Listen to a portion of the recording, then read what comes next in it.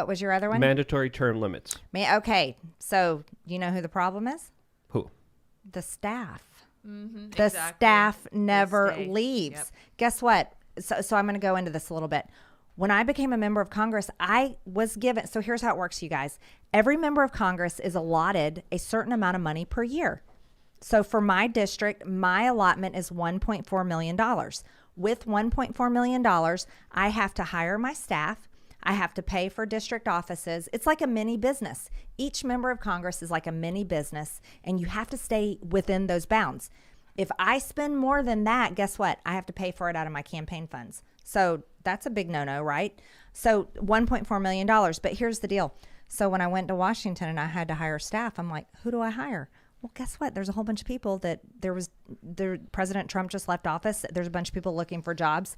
The staff in Washington never leaves. That's the deep state. I would hire the homeless people in Washington, D.C. if I was a congressman. Be like, come off the streets. Don't even take a shower. Just come on in personally myself. There's a guy named That's my perspective. Rick for Dictator. He rides around and yeah. But anyways. Vermin Supreme.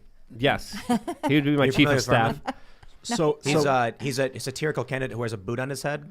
Oh, I haven't seen him. I went to a crazy festival with him one year. He's wild, but really interesting and a great guy. So we talk about the administrative state being like the head of the FBI. J. Edgar Hoover, 40 years at the head of the FBI, administrative state all the way, deep state, whatever. And so you're saying that the actual staff, congressional staff, is also part of that administrative state. Like they're just. Oh my gosh, yeah, and they'll go from working in a Democrat office to working in a Republican office. It's a job. So let me clarify. It's a job. Term limits for everyone, including the bureaucracy. Well, so here's some other things. So let's say I think I signed the term limits pledge, by the way. But I don't want to term limit myself unless everyone else is term limited, because guess what that is? Oh, yeah. That would be like leaving and then leaving all the bad people in there. So that doesn't make sense.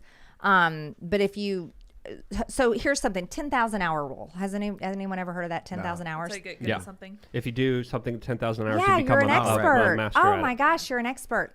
So if I played that guitar behind you for 10,000 hours, should be pretty good at it. Yeah. I would hope so. But anyways, so if you're there for only 6 years, or for, I think, senators 12 years, by the time you become an expert, you leave. And so I don't really know that all the problems can be solved. I know this, I want the good people to stay in and fight and fix the problems.